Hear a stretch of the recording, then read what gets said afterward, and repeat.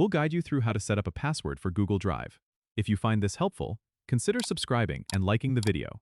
First, open your web browser and go to drive.google.com. Make sure you're logged into your Google account. Now, Google Drive doesn't have a direct built-in feature for password protection on individual files or folders, but you can secure your entire Google account with a strong password and two-factor authentication. To enhance security, click on your profile picture in the top right corner and select Manage your Google account.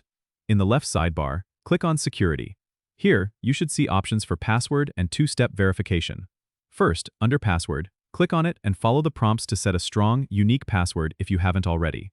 Use a mix of uppercase letters, numbers, and symbols to create a robust password.